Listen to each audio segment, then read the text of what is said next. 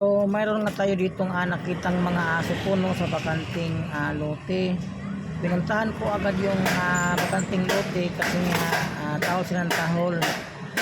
Ayan nga po no, tumawid po ako sa kalsada niyan para puntahan po kung saan po nanggaling po yung mga tahol na yun.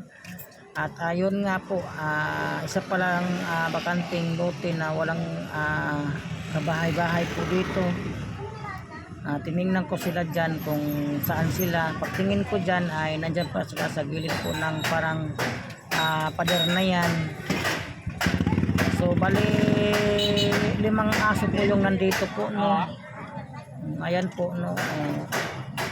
Gilid lang po ito siya ng tulay. Siguro itong lupa na to ay parang tapunan po ng mga aso, pusa.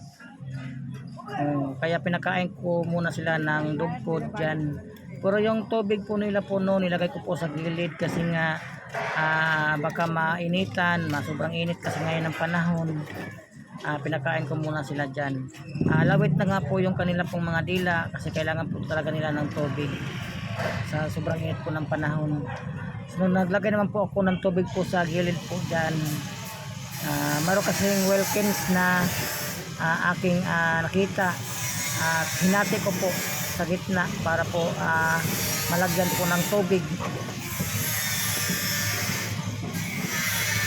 So ayan nga po no, inubos ko na po lahat yung dala kong dog food para po sila ay makakain lahat. So ayan po, naghihintay lang po sila dyan. Ayan po, makita po yung location no.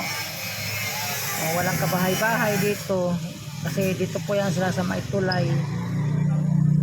Tulay po ng tulay ata to ng Valenzuela.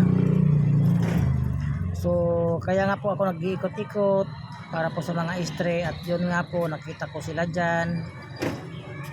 Agad ko silang pinakain ng dog food. Kumain naman po sila ng dog food po no.